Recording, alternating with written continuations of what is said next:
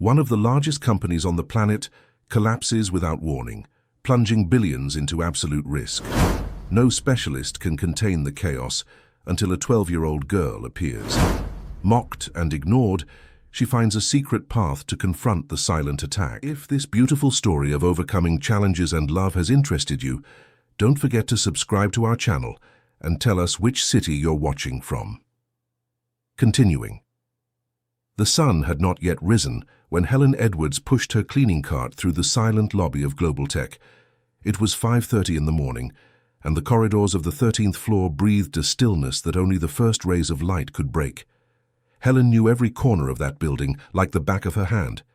For 15 years she had walked these same corridors, cleaned the same offices, organized the same desks. 15 years of silently watching the world turn around her. 15 years of being invisible to the people who decided the fate of thousands. Beside her, Sophia walked with small but determined steps. At 12, the girl had already developed the habit of waking up early to accompany her mother to work during school holidays. Not out of obligation, but out of a curiosity that Helen had never been able to fully comprehend. Sophia liked being there. She liked to look at the computers, the luminous panels, the screens that flashed numbers incomprehensible to most people. To her, those numbers told fascinating stories about flows of money, transactions that connected continents, people making decisions that changed lives on the other side of the planet. Global Tech processed financial transactions for half the world. It was one of those companies that few know by name, but that moved billions of dollars every day, like invisible arteries in the heart of global capitalism. The 20-story building in the center of New York City housed more than 3,000 employees and systems that never slept. While America slept, the company traded with Asia. When Asia rested, it was Europe's turn. When Europe closed its markets, the Americas awoke for another day of business. The money never stopped circulating, and Global Tech was always at the center of this infinite dance, processing, calculating, connecting. Helen sighed as she organized her cleaning supplies, each movement a routine perfectly memorized after years of repetition. She knew that in a few hours, those corridors would be teeming with important people, people who earned in a month what she earned in an entire year. People who looked right through her as if she were invisible, not out of malice perhaps, simply because they belonged to different worlds, parallel, universes that intersected in the same physical space but never truly touched. Sophia, however, saw everything. She had inherited from her grandfather Jacob this special ability to observe details that others ignored. She saw how the tech employees always arrived nervous, carrying huge coffees as fuel for another day of complex code, speaking words she didn't fully understand, but whose rhythm and urgency she could perfectly grasp. She saw how Robert Mitchell, the CEO, always walked in a hurry, talking on his cell phone in a tone that made people instinctively move away, as if he carried an aura of power that intimidated even other executives. She especially saw how Michael Sanders, the director of technology, looked at his boss with something she couldn't quite name, but that deeply troubled her. Sophia's grandfather used to say she had a special eye, an expression Helen never fully understood until she saw her daughter grow up. Jacob Edwards had been an electronics technician back when computers were still the size of refrigerators and programming was a mystical art that few mastered. He learned to work with code when computer science was the stuff of mad scientists, when each line of command had to be typed manually, and a syntax error could destroy days of work. He passed away when Sophia was only 8, but he left her more than just memories. He left her a mind that saw patterns where others saw only confusion, that could detect anomalies in complex systems like someone detecting a false note in a symphony. During the mornings at Global Tech, while Helen cleaned the offices with the silent efficiency of someone who had perfected her art over the years, Sophia would sit in a discreet corner observing. She had discovered that if she stayed very still, people forgot she was there. And that's how she began to understand how that place really worked, far beyond the superficial appearances that most people saw. The first person to arrive was always Clara Olson, the executive assistant, a woman in her early 40s who knew every secret of the company, every hidden protocol, every password that really mattered, every skeleton kept in the corporate closets. Clara was the kind of person who made the company run behind the scenes, solving problems before the executives even knew they existed. She greeted Helen with a genuine smile and always asked about Sophia, with real interest. She was one of the few people in that place who treated them like complete human beings, not as invisible employees or human decoration. Robert Mitchell always arrived at 7 o'clock sharp, with the obsessive punctuality of someone who built an empire based on discipline and control. Tall, with impeccably styled grey hair from a barber who cost more than Helen's monthly salary, wearing an Italian suit that cost more than her annual salary. He greeted Clara with a grunt that tried to pass for civility, took his coffee prepared exactly as he liked it, and disappeared into his office like an emperor retiring to his chambers. Sophia noticed that he never looked directly at ordinary people. He always looked through them, as if he were seeing something more important on the horizon, as if his vision were constantly focused on growth charts and profit projections that hovered invisibly in the air. Michael Sanders was different, and this difference intrigued Sophia in a way she couldn't fully explain. He always arrived 15 minutes after his boss, but Sophia sensed this was deliberate, a small rebellion disguised as casualness. There was something calculated in the way he organized his day, as if every move were part of a larger strategy that only he knew. He was a visibly intelligent man. Anyone could see that. A computer science graduate from MIT, he spoke 3 languages fluently and understood systems in a way that impressed even Robert. But Sophia noticed something more, something hidden behind his technical competence. She noticed how his hands clenched into fists when Robert spoke to him in a condescending tone, how his jaw tensed when he received orders he considered unnecessary or incorrect, how his eyes glinted in a strange way when he thought no one was looking, a mixture of ambition and resentment that grew like a shadow behind his professional mask. The company was going through a special moment, one of those periods that define the destiny of entire organizations. There were rumors of a billion-dollar merger with a European multinational, whispers that ran through the corridors like subterranean currents of expectation and anxiety. Employees spoke about it in low voices, as if it were a secret that everyone knew, but no one dared to discuss openly. Sophia listened to the conversations while pretending to play with her small sketchbook, absorbing fragmented information that gradually formed a bigger picture. She heard about promised bonuses, about imminent layoffs, about people who would stay and people who would have to find new paths, about dreams that would be realized and others that would be shattered. Michael Sanders was expected to be promoted with the merger. At least that was what everyone hoped for, what seemed logical and fair. After all, he knew the systems better than anyone in the company, having helped build the digital infrastructure that processed billions of dollars daily. He knew every line of code, every security protocol, every weak point and every strong point of the complex network of computers that kept global tech running. Robert depended on him for everything involving technology, from basic maintenance to the most important strategic decisions. But something was changing, and Sophia began to notice it before anyone else. In recent weeks, she noticed how Michael spent more time at the office, arriving earlier and leaving later, as if he were working on something that required total concentration and absolute secrecy.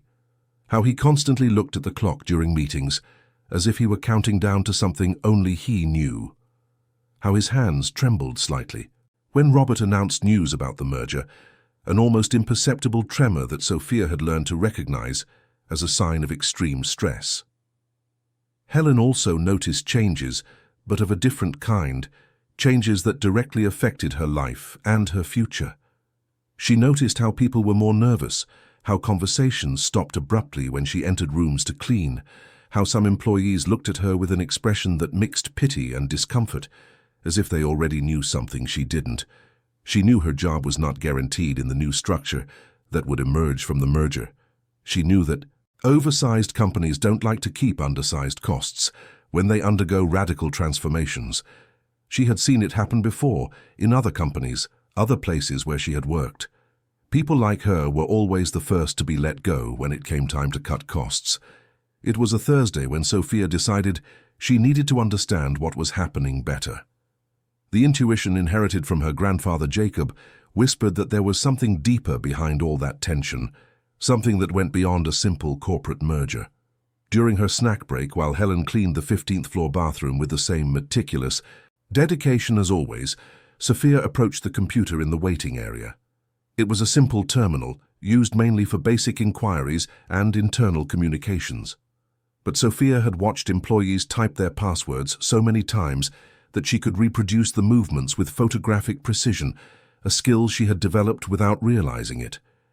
Global Tech's system was like a digital labyrinth, virtual corridors that connected to each other through complex protocols, electronic rooms full of important information, guarded behind layers of security. Sophia didn't understand all the technical aspects, but she understood enough to sense that something was fundamentally wrong. There were new files in folders that should have been empty, programs running at odd hours when no one should have been working, access patterns that made no sense within the company's normal logic. It was as if someone were secretly preparing something, building a parallel structure within the official system. She quickly closed the computer when she heard footsteps approaching down the hall. It was Michael Sanders, walking towards the elevator with his Italian leather briefcase and cell phone glued to his ear. He didn't seem to notice her presence, but Sophia saw something different in his face, an expression she couldn't quite decipher, but that left her uneasy. It was determination mixed with something that looked like fear, as if he were preparing to do something important and risky, something that would change everything, but could go terribly wrong. That night, as they returned home on the crowded bus that crossed the city amidst the chaotic rush-hour traffic, Sophia sat quietly, looking out the fogged window at the lights of the metropolis that never slept. Helen noticed her daughter was more thoughtful than usual, lost in reflections that seemed too heavy for a 12-year-old. "Is everything all right, sweetheart?" Sophia looked at her mother and smiled, but Helen knew that smile. It was the same one Jacob used to make when he was processing something complex, when his mind was working at speeds others couldn't follow. "Yes, Mum. I was just thinking." "Thinking about what?" "About how things connect. Grandpa used to say that everything has a pattern, remember? That if you pay close enough attention, you can see the connections that other people don't see. Like the world is a big machine where every piece has its function, even when they seem to be loose." Helen squeezed her daughter's hand, feeling both pride and concern. "Your grandfather was very wise, Sophia, but sometimes it's better not to think so much. Sometimes it's better to just live, just be a kid." Sophia nodded, but she didn't stop thinking. She couldn't. Something was happening at Global Tech, something the important people weren't seeing or were perhaps purposefully ignoring. And for some reason she couldn't explain, she felt that all of this was connected to them in a way she didn't yet understand, as if fate had woven their lives into that web without them noticing. The following week brought subtle but significant changes to the routine at Global Tech. Sophia noticed that meetings became more frequent and secret, that European executives began to appear more often, that the tension in the air became almost palpable. Michael started working even longer hours, often staying at the office until after midnight. Helen commented that several times when she arrived very early in the morning, she found evidence that he had slept at the office: a crumpled pillow on the sofa, a cold coffee cup on the desk, wrinkled clothes. On Friday of that week, Sophia woke up with a strange feeling, a restlessness that seemed to come from somewhere deep in her intuition. It was as if the air were heavier, charged with static electricity before a storm, as if something important and irreversible were about to happen. Helen also seemed more nervous than usual, moving around the house with an agitation she tried to hide, but that Sophia clearly perceived. She had received a call the previous night from Clara Olson, a brief but tense conversation that left Helen visibly worried. "It seems there's a very important meeting today," Helen said as she prepared breakfast with mechanical movements, trying to maintain the normality of their routine. "Clara said the cleaning staff will have to avoid certain areas of the building. She said it's better for us to stay away from the upper floors." Sophia felt a chill in her stomach, a sense that the pieces of the puzzle she had been observing were finally falling into place. "What kind of meeting, Mum?" "I'm not sure. Something about the merger. It seems they're finally going to announce the final decisions. Who stays, who goes, what the new structure will be." Helen tried to smile, but Sophia saw the worry in her eyes. Clara said that after today, a lot is going to change. As they walked to the bus stop through the still deserted neighborhood streets, Sophia couldn't stop thinking about the strange patterns she had noticed on the computers, Michael's expressions, the growing tension that permeated every conversation at the company. There was something wrong, something no one else was seeing, a storm forming on global tech's digital horizon, and she had a growing feeling that this important meeting was somehow connected to all of it, like the focal point where all the forces would converge. The bus was more crowded than usual, filled with workers starting another day in the relentless metropolis. Helen held her purse tightly, as she always did when she was nervous, a habit Sophia had known since she was little. Sophia looked through the fogged windows at the waking city, buildings rising like monoliths of concrete and glass, people rushing to their destinations, cars navigating the traffic like fish in an urban river, and felt that this day would be different from all the others. Different in a way that would change everything forever. When they arrived at Global Tech, the building seemed to vibrate with a different energy, an electricity in the air that Sophia could physically feel. There were important cars in the parking lot, black Mercedes with uniformed drivers, BMWs with diplomatic plates, even a Rolls-Royce that Sophia had never seen before. People in suits rushed through the corridors with an urgency that transcended the normal haste of business. Employees whispered in small groups like conspirators planning a revolution. Sophia noticed that Clara seemed more tense than she had ever seen her, her usually controlled movements now revealing clear signs of stress. Robert Mitchell paced the corridors with an expression that mixed expectation and anxiety, like a general before a decisive battle. Michael Sanders had been in his office since very early. Sophia could see him through the glass walls that separated his space from the main corridor. He was typing furiously on the computer, his fingers moving over the keyboard with a speed and intensity that suggested extreme urgency. Every so often he would stop, look at the screen with a concentrated expression bordering on obsession, then resume typing with renewed energy. His hands moved with a precision that seemed almost desperate, as if he were racing against time to complete something crucial. Helen began cleaning the 14th floor, carefully avoiding the rooms where the historic meeting would take place, following Clara's instructions with the obedience of someone who knew that any deviation could cost her job. Sophia stayed in her usual corner, observing the unusual activity with the attention of a detective analyzing a crime scene. There were men in suits she had never seen before, clearly foreigners from the strange accent with which they spoke English. Well-dressed Europeans with German and French accents, lawyers carrying huge briefcases full of contracts that would be worth billions, executives talking on their cell phones in languages she didn't recognize but whose tone of importance was universal. It was as if the entire business world had converged on that building that specific morning, as if all global economic forces were represented in those corridors. And at the center of it all, Sophia felt there was something no one was seeing, something hidden in the digital shadows that Michael Sanders had created. Something he knew and was about to happen, something that would turn that business meeting into something much more dramatic and dangerous, something that would change everything. The minutes passed with torturous slowness. Sophia watched the clocks scattered throughout the corridors, counting time, like someone counting the beats of a heart about to stop. 9 o'clock approached, with the inevitability of a fate that could no longer be avoided. It was exactly 9 o'clock in the morning when the first alarm sounded. The alarm that sounded at 9 in the morning was not like the others. It wasn't the common beep of the security systems or the routine automatic backup warning. It was a sharp, continuous, piercing sound that cut through the corridors of global tech like an electronic scream of despair. Sophia felt a shiver run down her spine, every cell in her body instinctively recognizing that this sound represented something terrible and irreversible. It was happening. It was finally happening. Helen dropped the cleaning cloth she was holding, the damp fabric falling onto the marble floor with a dull thud that echoed through the empty corridor. "What is that, Sophia?" Her voice carried an anxiety she tried to hide, but which shone through in every syllable. Before the girl could answer, the building's lights flickered once, twice like eyes trying to stay open against sleep.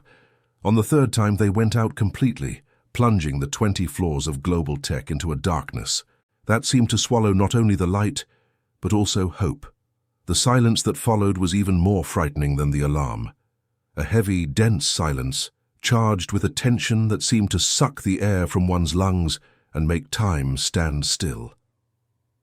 On the 19th floor, Robert Mitchell was seated at the head of a polished mahogany conference table, surrounded by the most important European executives who had ever set foot on American soil. Klaus Weber to his right, representing a German consortium that controlled half of Europe's banks. François Dubois to his left, an elegant Frenchman who spoke on behalf of investors who moved trillions of euros.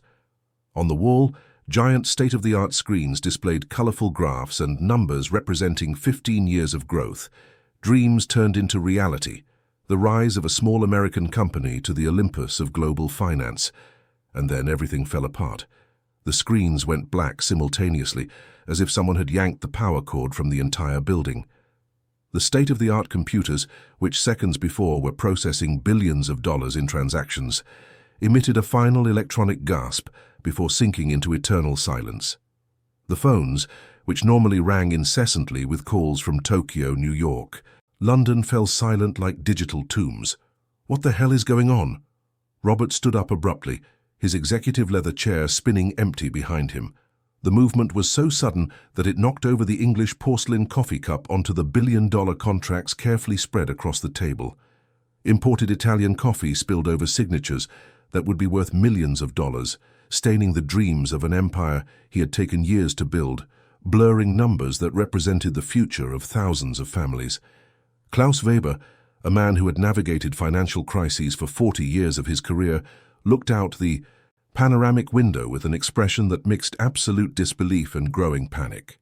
Down below, New York City continued to function normally, cars moving, people walking, life following its natural course. But inside, in the heart of one of the most important companies in America, time had stopped. "Robert," said Klaus with that German accent that usually inspired confidence, but which now carried a note of barely disguised desperation, "do you have some kind of emergency system, backup power, contingency protocols?" But Robert couldn't answer. His hands trembled as he stared at the state-of-the-art cell phone that had also completely lost its signal.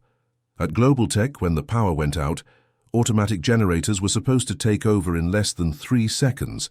When the generators failed, state-of-the-art battery systems were supposed to keep everything running for at least 2 hours. When the batteries ran out, meticulously planned emergency protocols were supposed to automatically transfer all operations to the secondary data center in Stamford, Connecticut, connected by redundant fiber optics. None of that was happening. It was as if 15 years of security planning had simply evaporated. François Dubois, always elegant even in moments of crisis, adjusted his designer glasses and asked with icy politeness, "Robert, how long does it normally take to resolve this type of technical problem?" Robert felt cold sweat trickle down his back. "This has never happened before, François. Our systems are redundant, shielded, fail-proof. This shouldn't be possible." Clara Olson ran through the dark corridors of the 18th floor with a small flashlight in her hand, its yellowish light creating dancing shadows on the walls covered with expensive paintings and photographs of the company's historic moments. She was the one who knew all the emergency protocols by heart, every procedure memorized over years of experience. She was the one who knew exactly what to do when things went wrong, who kept calm when everyone around her lost their composure. But this was not a common failure. It was not a simple power outage or a localized problem. It was as if the electronic heart of the company had simply stopped beating, as if someone had disconnected Global Tech's digital soul. She tried to use the emergency internal phone installed on the corridor wall. Total silence. She tried the radio communication system that was supposed to work independently of the main power. Nothing. It was as if every form of communication had been systematically eliminated. On the 14th floor, Helen held Sophia's hand with a tightness that revealed her fear, her carefully painted nails leaving small marks on her daughter's delicate skin. The two were in the main corridor when everything went dark, and now they were walking slowly towards the emergency stairs, guided only by the faint light coming through the windows. Sophia, however, did not seem scared. Her eyes shone with an intensity that Helen recognized. It was the same expression her father, Jacob, had when he was solving a complex technical problem. She seemed focused, as if she were analyzing something that only she could see, connecting invisible dots that formed a larger pattern. "Mum," Sophia whispered, her calm voice contrasting with the surrounding chaos. "This is not an accident." Helen stopped walking and looked at her daughter. "What do you mean, sweetheart?" "I saw the patterns on the computers these past few days. There were programs running that shouldn't have been there, at times that made no sense. It was as if someone had planted something in the systems and today it woke up." Helen felt a cold knot in her stomach. "Sophia, you can't know something like that. It's just technical problems." "Yes, I can, Mom. Grandpa taught me to see the connections, to recognize when something is out of place, and I know someone did this on purpose, someone who knows the systems from the inside."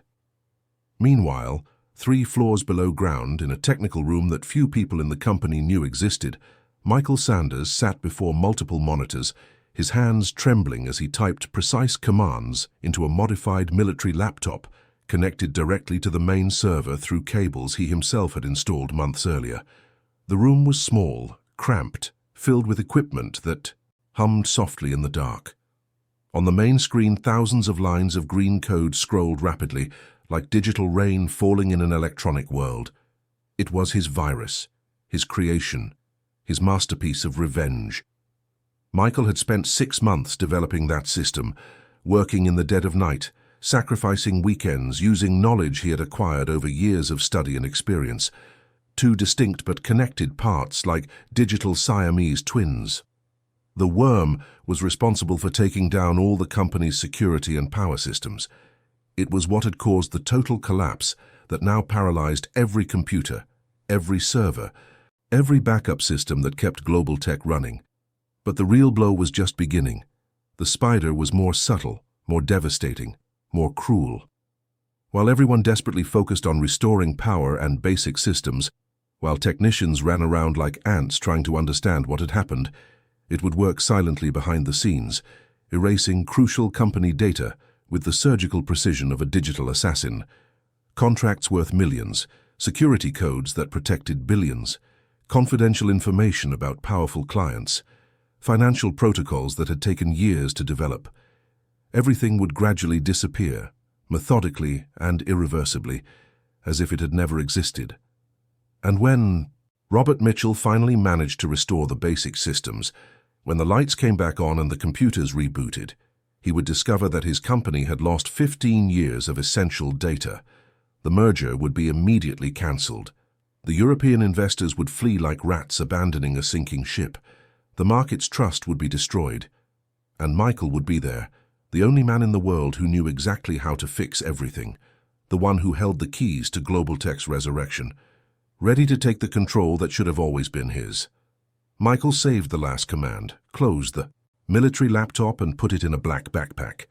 He climbed the emergency stairs with calculated steps, mentally rehearsing the performance he was about to give.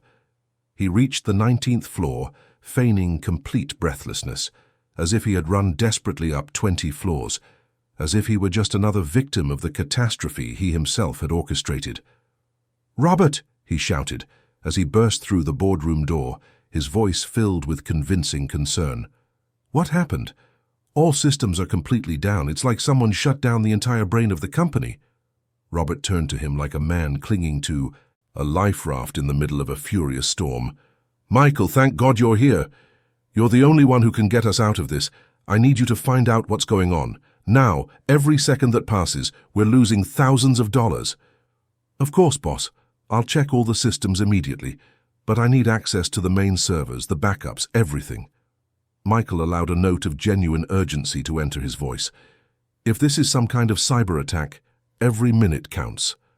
Klaus Weber approached the 2 men, his experience in financial crises making him recognize the smell of disaster. "Michael, is it? How long do you think it will take to solve this problem? My board is expecting a call from me in 2 hours to confirm the merger." Michael pretended to calculate mentally, making an expression of deep concentration. If it's a common technical failure, system overload, power issue, something like that, a few hours at most. If it's something more serious..." He let the sentence hang in the air purposefully, savoring the despair he saw growing exponentially in Robert's eyes. "Something more serious like what?" asked François Dubois, his French elegance failing to completely hide his anxiety. "Sabotage, a coordinated attack, a military-grade virus." Michael listed the possibilities like a doctor listing terminal illnesses. In those cases, we're talking about days, maybe weeks, to restore everything. "Weeks?" Robert ran his hands through his grey hair, messing up the perfect hairstyle for the first time in years. "Klaus, with every hour that passes, we lose millions in lost transactions. With every hour that passes, our reputation deteriorates. With every hour that passes, this merger gets further from reality." Klaus Weber adjusted his Italian tie and spoke with the coldness of someone calculating profits and losses.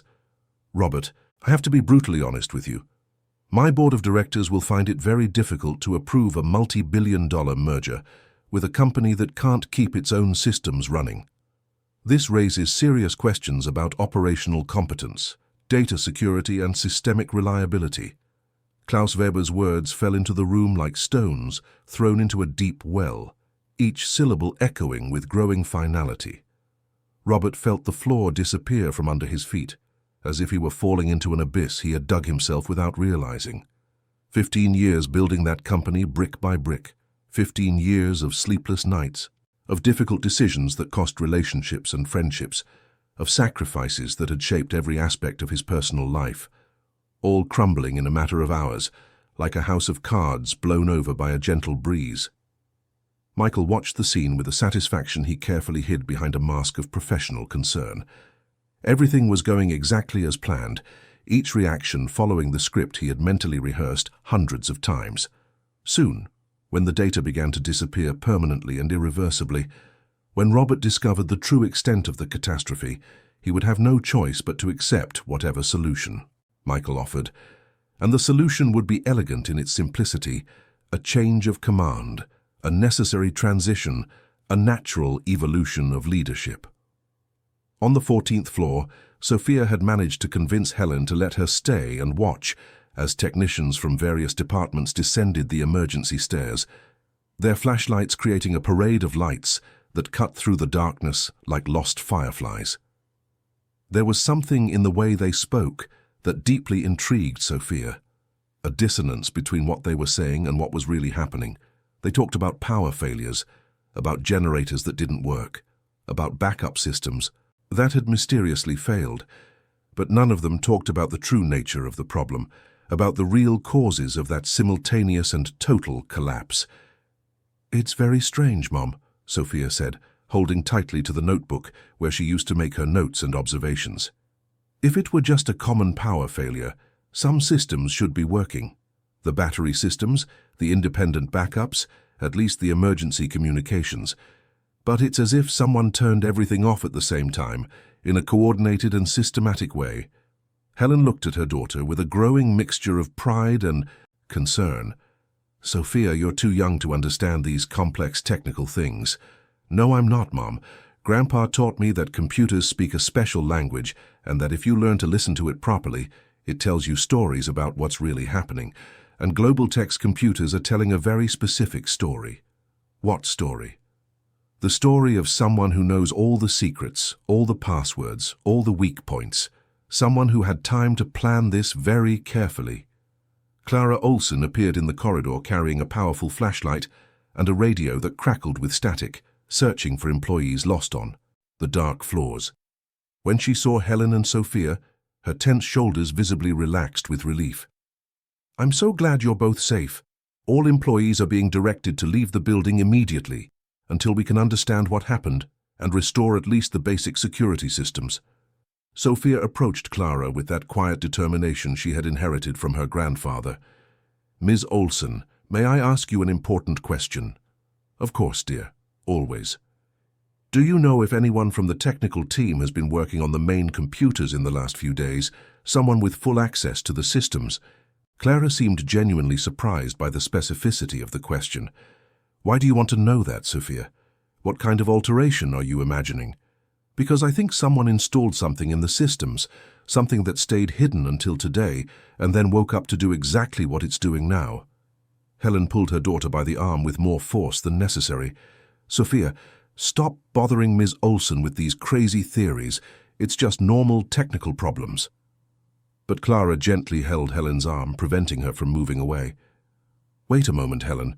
Sophia, what exactly did you see that made... Do you think this? What kind of evidence do you have? The girl opened her notebook and showed pages filled with notes she had meticulously made over the last few days. They were seemingly strange drawings, diagrams that looked like maps of non-existent territories, numbers connected by lines that formed complex geometric patterns. To any normal person, it would look like the elaborate doodles of a child with a fertile imagination. But Clara had worked with computer systems long enough to recognize representations of network architectures when she saw them, even when hand-drawn by a 12-year-old girl. "Oh my God," Clara whispered, flipping through the pages with growing astonishment. "Sophia, where did you learn to map systems like this? These diagrams are incredibly accurate." "From my grandpa Jacob. He taught me that every system has an internal logic, an architecture that you can learn to see if you pay attention to the right details, and that when something is out of place, when there are elements that don't belong to the original design, it creates anomalies that you can detect if you know what to look for." Clara looked at Helen with an expression that mixed urgency and determination. "Helen, I need to take Sophia to Robert right now." "What? Why? She's just a child." "Because she might be the only person in this entire building who really understands what's happening, and if she's right about her suspicions, Robert needs to know this immediately."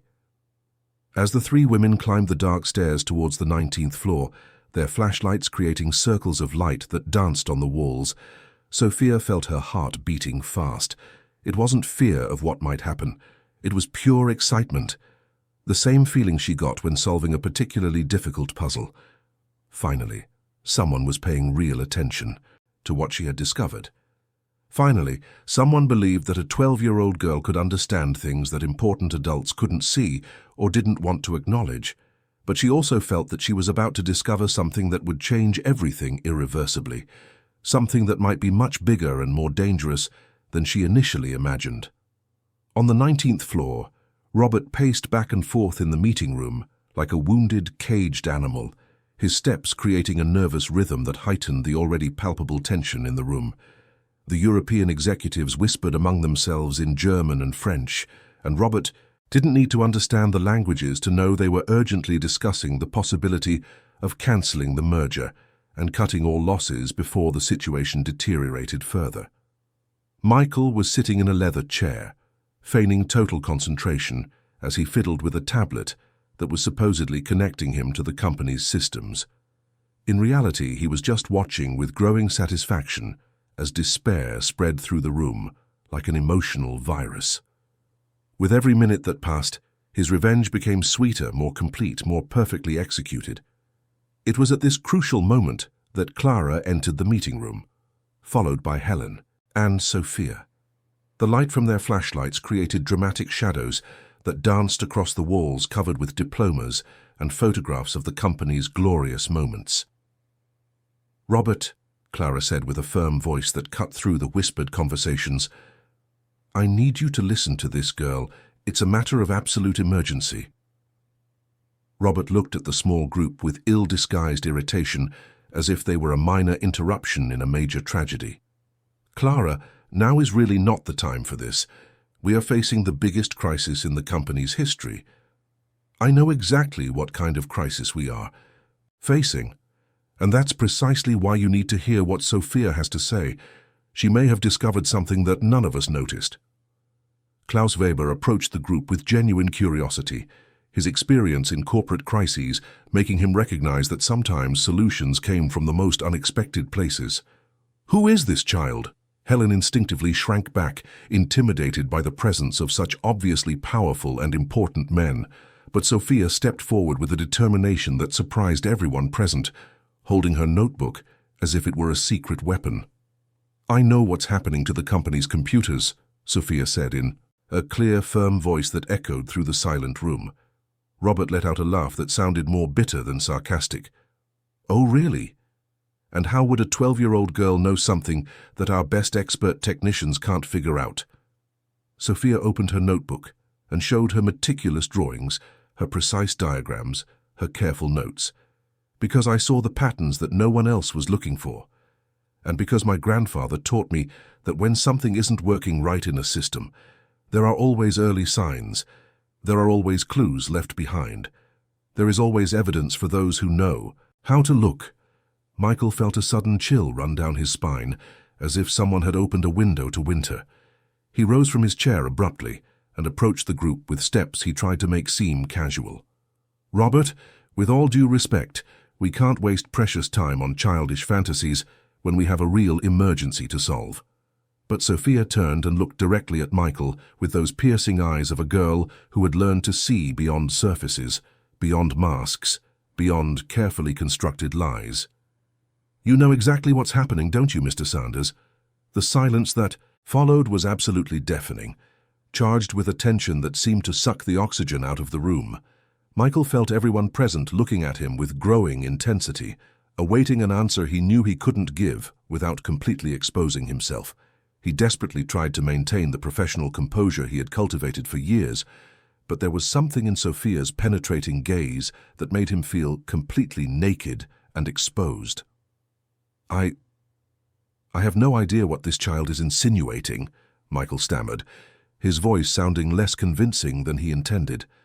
Sophia continued to look at him with that relentless intensity, as if she were reading words written in an invisible language on his face. "My grandfather used to say that people who do wrong things always leave clues behind, even when they think they're being very careful. There's always a signature, a personal mark that reveals who is really responsible. And I recognized your digital signature in the systems."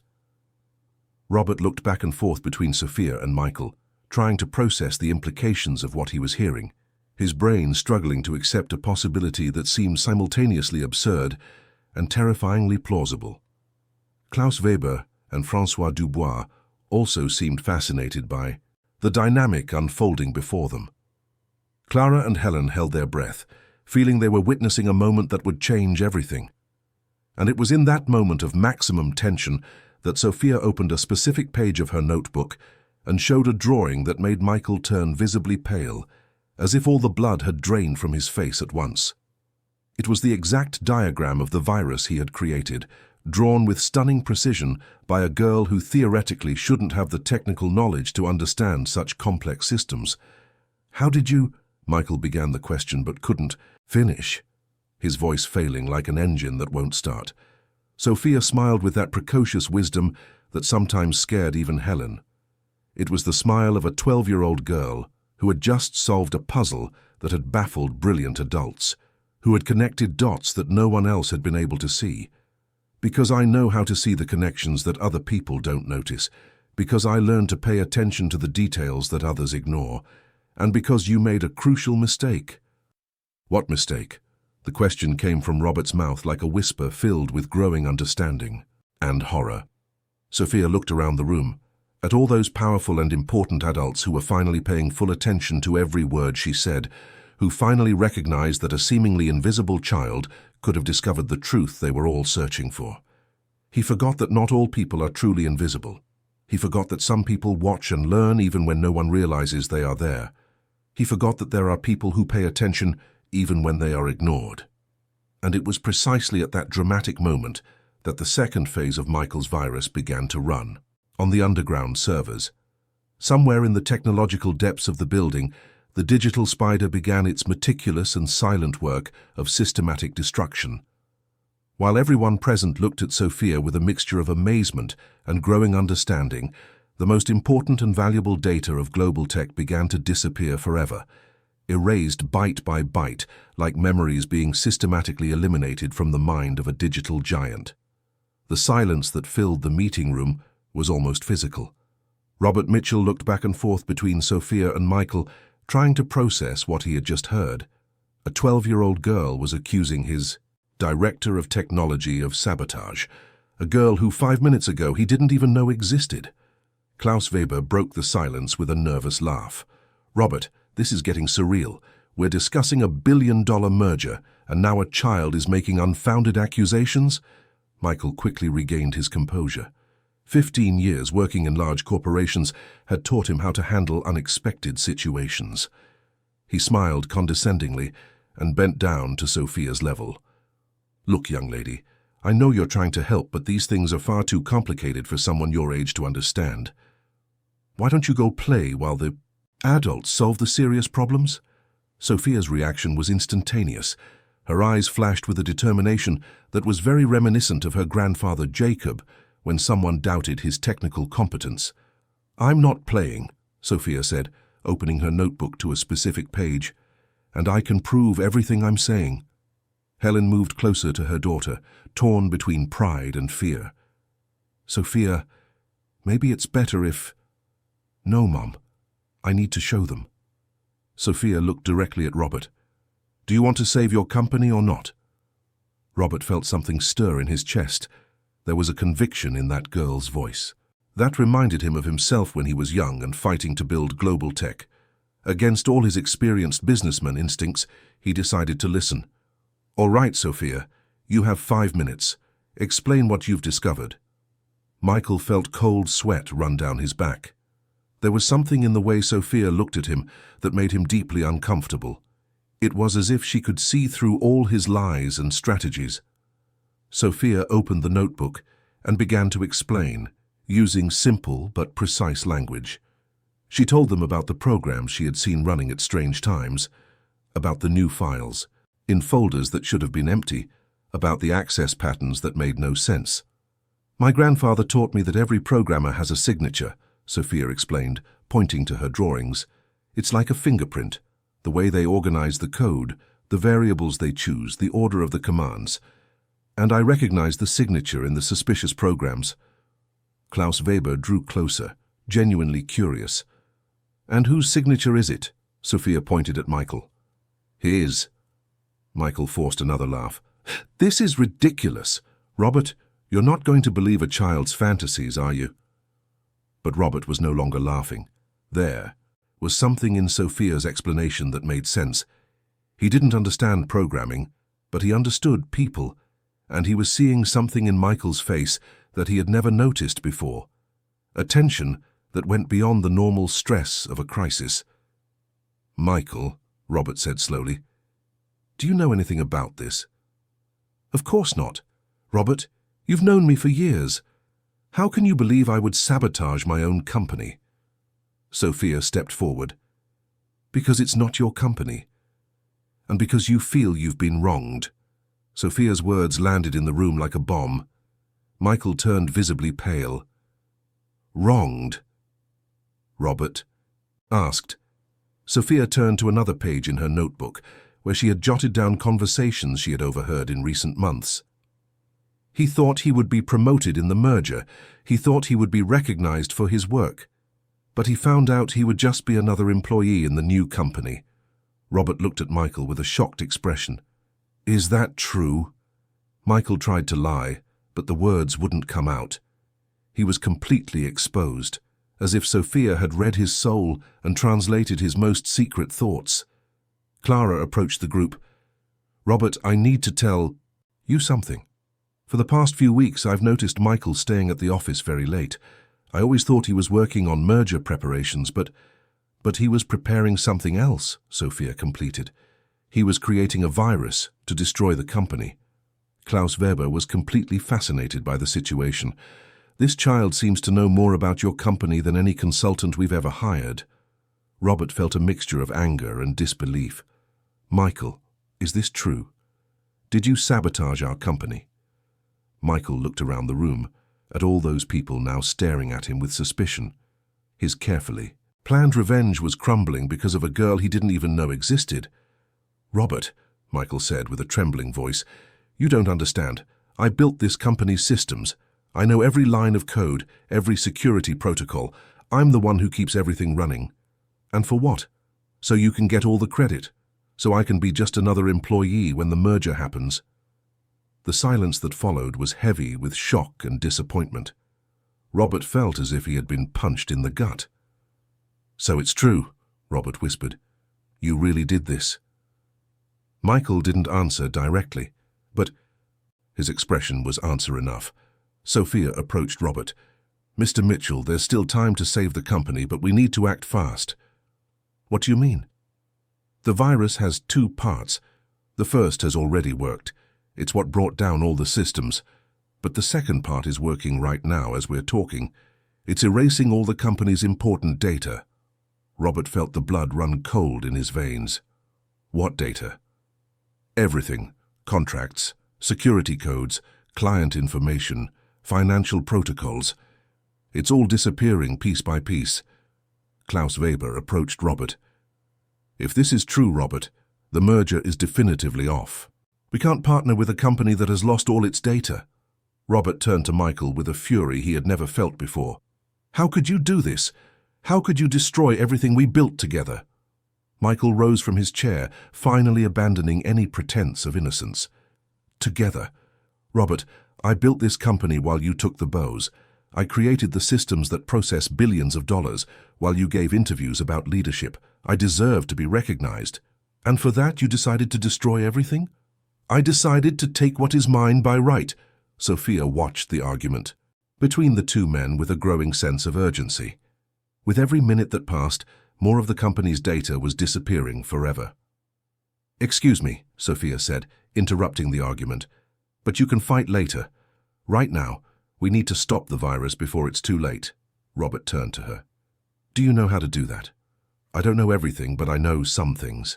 My grandfather taught me that every computer virus leaves an exit door, a way for the creator to stop the program if something goes wrong." Michael gave a bitter laugh.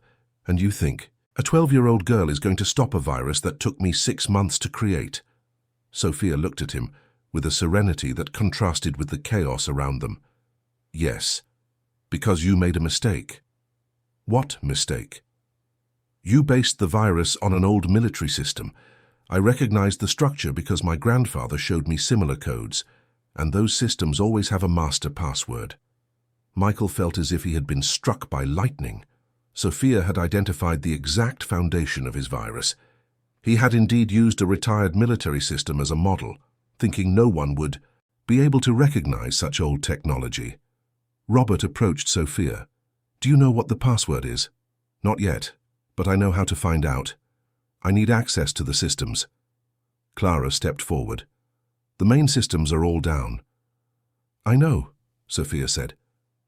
"But there must be a secondary terminal working, some point the virus couldn't reach." Clara thought for a moment. "There's an old computer on the 12th floor. It was used for elevator maintenance. It might be running on an independent system." Robert looked at Klaus Weber, who was watching everything with a mixture of disbelief and fascination. "Klaus, I know this must seem crazy, but—" Klaus held up a hand. "Robert, in 40 years of business, I've never seen anything like this. But this child seems to be our only hope." Robert turned to Sophia. "What do you need?" "I need to get to that computer, and I need Mr. Sanders to come with me." Michael took a step back. "I'm not going anywhere with you." Sophia faced him with determination. "Yes, you are. Because you're the only one who knows all the details of the virus, and because deep down you don't really want to destroy everything. You just want to be recognized." Helen approached her daughter. "Sophia, this is very dangerous. Let the adults handle it." "Mum, there's no more time. With every minute that passes, more important things disappear, and I'm the only person here who knows how to solve this." Robert looked at the 12-year-old girl who had appeared out of nowhere to save his company. There was something about her that reminded him of himself when he was young and believed he could change the world. "All right, Sophia, we'll try." Clara picked up her flashlight. "I'll take you there." Helen held Sophia's hand. "Then I'm coming too." Klaus Weber approached the group. "I'm going as well. I want to see this with my own eyes." Michael looked around the room, realizing he had no choice. He was cornered by his own actions. "What if she's wrong?" Michael asked. "What if we can't stop the virus?" Sophia looked at him with the wisdom of one who had inherited something very special from her grandfather. Then at least we tried to do the right thing, which is more than you did when you created this virus. And so the most unlikely group Global Tech had ever seen began to descend the dark stairs towards the 12th floor. A desperate CEO, a 12-year-old girl with a special gift, a brave cleaning lady, a loyal assistant, a curious European investor, and a repentant saboteur. Every step they took down the stairs was a step against time. In the company's sub-basement, the digital spider continued its silent work of destruction, erasing 15 years of work with the relentless efficiency of a machine. But Sophia felt there was something Michael hadn't told them, something about the virus she still needed to discover. And she had a feeling that when they reached the 12th floor, the real battle would be just beginning. The future of global tech was in the hands of a girl who, until that morning, was completely invisible to the business world. A girl who carried within her the wisdom of a grandfather who understood code and the courage of a mother who never gave up. As they descended the stairs, Sophia opened her notebook once more and checked her notes. There was something in the virus's pattern that bothered her, something that suggested Michael had lied about his true intentions. And if she found out, she was right. The situation would be far more complicated than any of them imagined.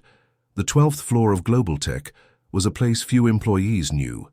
It was where the building maintenance systems, air conditioning equipment, and the computers that controlled the elevators and basic security systems were located. The emergency lighting cast strange shadows through the corridors, giving the place an almost ghostly feel.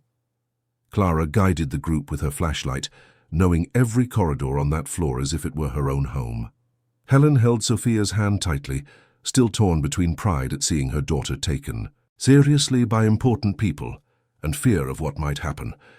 Robert walked in silence, still processing the fact that his company had been sabotaged by someone he trusted completely. Klaus Weber observed everything with the curiosity of someone witnessing something unique in decades of business experience. Michael trailed behind everyone, like a prisoner being escorted. With every step, he felt the weight of his actions. He had imagined his revenge in many ways, but he had never imagined being unmasked by a 12-year-old girl. "This is it," Clara said, stopping before a discreet door marked "Maintenance, Restricted Access." "The elevator computer is in this room." Robert tried to open the door, but it was locked.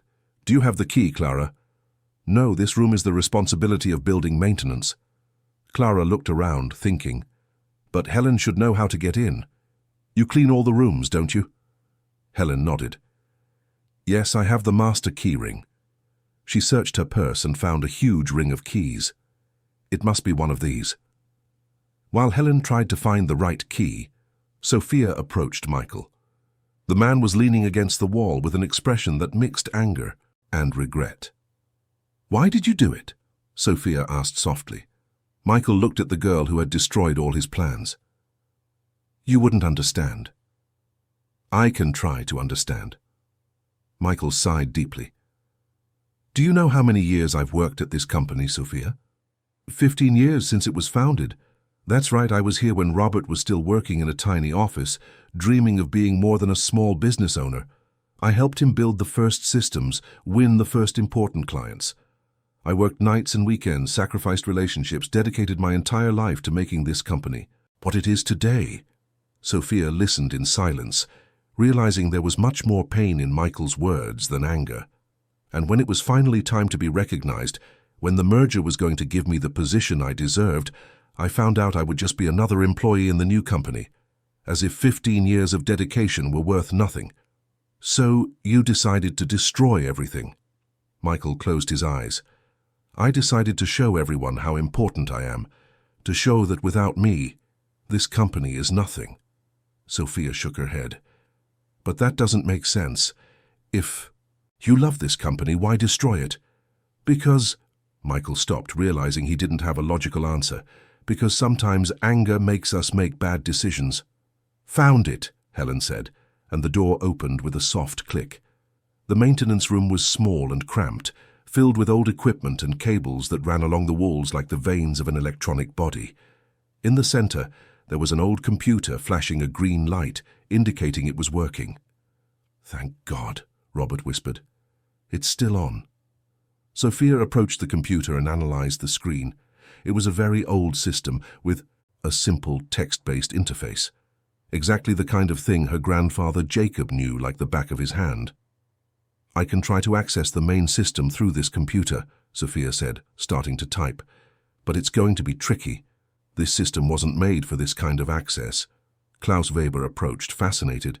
This child really knows what she's doing. Clara smiled. Sophia has always been special. Since she was little, she's shown an incredible ability to understand complex things. While Sophia worked on the computer, Robert approached Michael. Michael, can you stop this virus? I can, Michael answered, reluctantly. But it won't be easy. The virus was designed to be resistant to removal attempts. What kind of resistance? Sophia asked, without stopping her typing. Michael hesitated for a moment. If you try to remove the virus the wrong way, it activates a self-destruct system. It doesn't just erase the data, it physically damages the servers. Robert felt as if he'd been punched. You mean if we can't stop the virus the right way, we lose everything, even the hardware? Yes, Klaus Weber stepped back slightly. Robert, this changes everything. Even if we manage to resolve this crisis, the risks are far too great for a merger. Sophia stopped typing and turned to the group. That's why I need to find the master password. It's the only safe way to stop the virus. And how are you going to find that password? Helen asked. Sophia looked at Michael. I need to understand how he thinks better. My grandfather always said that people choose passwords that mean something important to them. Michael crossed his arms. And you think you're going to find out something important about me? I've already found out a few things, Sophia said, turning her attention back to the computer. Her small hands moved over the old keyboard with a precision that impressed everyone present. For example, I know you always use the same initials to name variables in your code, MS Michael Sanders, and I know you have a very specific way of organizing functions. Helen watched her daughter with a mixture of pride and concern. Sophia, how do you know all these things? Because I pay attention, Mum. When we clean the offices, I always look at the computer screens. Not to snoop, but because I like to understand how things work. Robert leaned closer to the screen, trying to understand what Sophia was doing. Can you access our systems through this computer? I'm trying, Sophia answered, concentrating. This system is old, but it has access to the internal network. The problem is, I need to find an entry point that the virus hasn't blocked. On the screen, lines of text scrolled rapidly. To most people in the room, it was just a jumble of letters and numbers. But Sophia read those codes like someone reading an interesting book. Here it is, Sophia said excitedly. I've found an active connection to the backup server. Clara approached. The backup server? But I thought all the systems were down. The main systems are, Sophia explained, but there are always secondary systems that are hidden. My grandfather taught me that every large network has blind spots, places that administrators sometimes forget to monitor. Michael watched Sophia work with a growing expression of respect. He was beginning to understand that he had completely underestimated this girl. Sophia, Michael said softly, may I ask a question? You may. Where did your grandfather learn so much about computers? Sophia stopped typing for a moment, a nostalgic smile appearing on her face. My grandfather worked in the Air Force when the first computers arrived in the US. It was the 1960s, and he was part of a very small team of technicians who knew how to work with these machines. Helen completed the story. Dad always said that back then, programming a computer was like learning an alien language. There were no courses, no books in English. They had to figure everything out by trial and error. And he taught me everything he knew, Sophia continued. He said that computers are like people. Each one has its own personality, its habits, its quirks. And if you pay attention, you can understand how they think. Klaus Weber was fascinated. And you believe you can apply this philosophy to understand Michael's virus? Not just the virus, Sophia replied, resuming her typing. I can understand Michael himself through his code. Michael felt a shiver. What do you mean by that? I mean that the way a person programs a computer reveals a lot about who they are, the way they organize functions, name variables, structure logic. It's like a personality signature. On the screen, Sophia had managed to access a part of the main system. She could see the activity logs from the past few days, and what she saw made her increasingly worried. "Mr. Mitchell," Sophia said without taking her eyes off the screen, "the virus is much more sophisticated than we thought." "How so?" "It's not just erasing data randomly. It's following a specific order. First, it deleted the security backups, then the access codes to the financial systems, and now it's destroying the most important contracts." Robert felt his blood run cold. "You mean it's specifically choosing what to destroy?" "Exactly, and the chosen order is very clever. If we try to restore the systems without the access codes, we can't. If we try to recreate the contracts without the backups, we lose years of work." Klaus Weber approached Michael with a serious expression. "Michael, this was planned to cause the maximum possible damage, wasn't it?" Michael lowered his eyes. "Yes." "Why?" The question came from Robert's mouth like a whisper heavy with pain. "Why so much cruelty, Michael? We were friends." Michael looked up, and Robert could see tears forming in his eyes. "Because I wanted you to feel what I felt when I found out I was going to be discarded in the merger." "Discarded?" Robert seemed genuinely confused. "Michael, who told you you were going to be discarded?" "No one had to tell me. It was obvious. In last week's meeting, when you discussed the new company's structure, my name wasn't mentioned even once." Robert looked at Klaus Weber in surprise. "Klaus, there must have been some misunderstanding. Michael is essential to our company. He would obviously have an important position in the post-merger structure." Klaus seemed equally confused. "Robert, at no point did we discuss removing key people from your team. On the contrary, our analysis showed that you have excellent professionals we would like to keep." Michael looked from one to the other, slowly realizing that perhaps he had jumped to conclusions. But you didn't talk about me in the meeting." "Because we assumed that people at your level of importance would have their positions discussed in later, more detailed conversations," Klaus explained. "We didn't discuss your role in the same way we didn't discuss Clara's role or that of other key executives." The silence that followed was filled with a deep sadness. Michael began to understand that he had destroyed everything over a misunderstanding. Sophia, who had continued working throughout the conversation, suddenly made a sound of discovery. "I found something important." Everyone turned to her. "The virus has 3 layers, not 2, like Michael said." Michael turned pale. 3 layers. The first layer brings down the systems. The second erases the data. But there's a third layer that I don't fully understand. Sophia turned to Michael. "You didn't tell us everything, did you?" Michael hesitated for a long moment before answering. "The third layer is a logic bomb." "What kind of logic bomb?" Robert asked, already dreading the answer. "If anyone tries to remove the virus without using the correct sequence, it doesn't just destroy the data. It overloads the building's electrical systems." Helen squeezed Sophia's hand tighter. "What does that mean?" It was Klaus Weber who answered, his voice grim. "It means that if we can't stop the virus the right way, it could cause a fire." The weight of that revelation fell on everyone like a stone. This was no longer just about saving a company. It was about saving lives. Robert looked at Michael with a mixture of disbelief and horror. "Michael, you created something that could kill people?" "No," Michael answered, desperately. "The logic bomb was only created to destroy the equipment, not to cause a fire, but..." "But," Sophia insisted, "but overloaded electrical systems can be unpredictable, especially in an old building like this." Clara approached the group. "We need to evacuate the building now." "There's no time," Sophia said, still looking at the screen. "According to the logs, the virus is entering its final phase. If we evacuate now and it activates the logic bomb, we lose any chance of recovering the data. And the building could really catch fire." Robert ran his hands through his hair, desperate. "So, what do we do?" Sophia took a deep breath. "We need to find the master password. It's our only chance." "How?" Helen asked. Sophia turned to Michael. I need you to help me understand how your mind works. I need you to tell me about your life, your important memories, the things that really matter to you."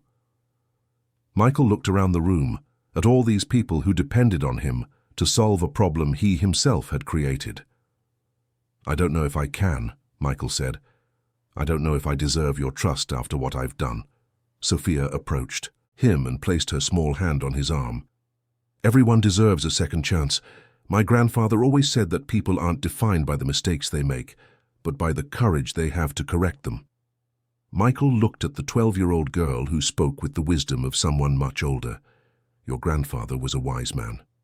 "He was," Sophia confirmed, "and now I need to use his wisdom to solve the problem you created, but I can only do it if you help me." Michael nodded slowly. "All right, what do you want to know?" Sophia returned to the computer and opened a new window on the screen. "I'm going to show you the virus code I managed to access. I want you to explain to me how each part works." For the next 15 minutes, Michael patiently explained every aspect of his creation. It was the work of 6 months, incredibly sophisticated, demonstrating not only exceptional technical knowledge, but also a deep understanding of global tech systems. Sophia asked specific questions, trying to understand not just what the code did, but why Michael had chosen to do it that way.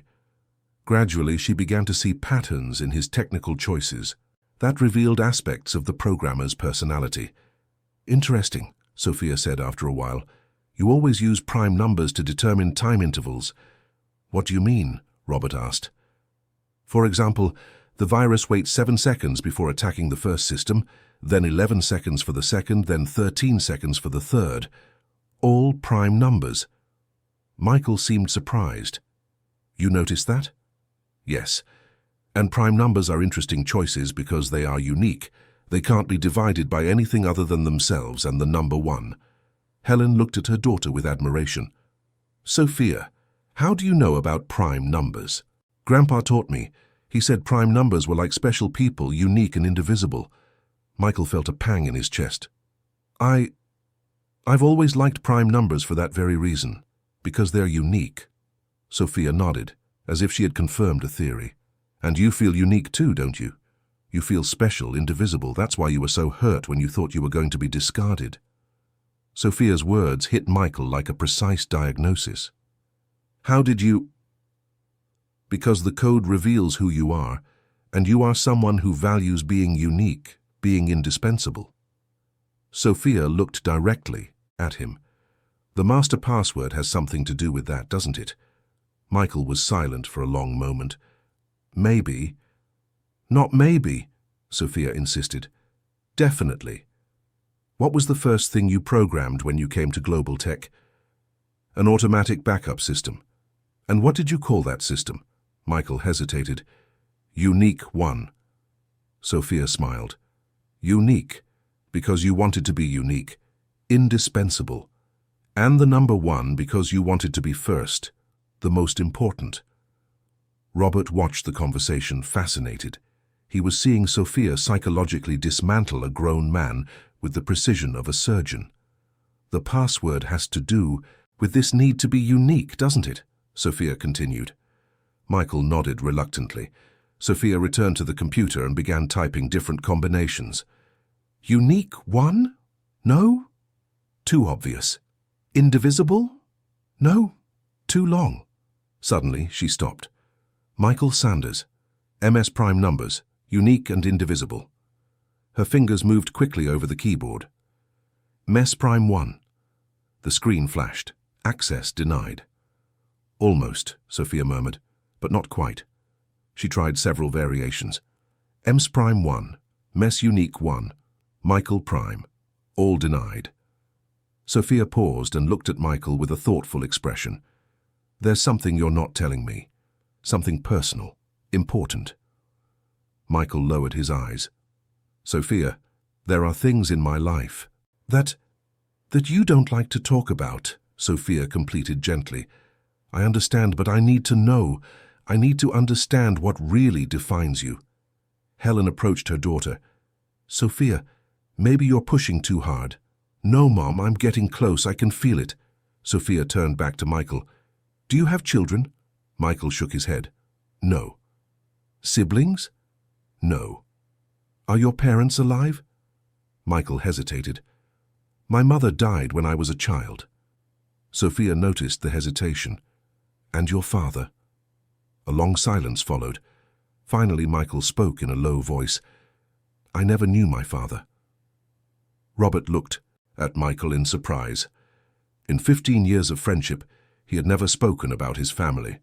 Sophia nodded understandingly. That's why being unique is so important to you, because you've always felt alone. Tears began to stream down Michael's face. I always wanted to belong somewhere. I always wanted to have a real family. And when I came to Global Tech, I felt like I had finally found it. Robert was like a big brother. The company was my home. And when you thought you were going to lose that, Sophia began. I panicked, Michael completed. I didn't want to. Be alone again. Sophia returned to the computer, her hands trembling slightly with emotion. The password isn't about being technically unique. It's about belonging. It's about family. She began typing again. Family mess. Global Tech home. Belong one. All denied. Sophia paused and closed her eyes, trying to think as Michael would think.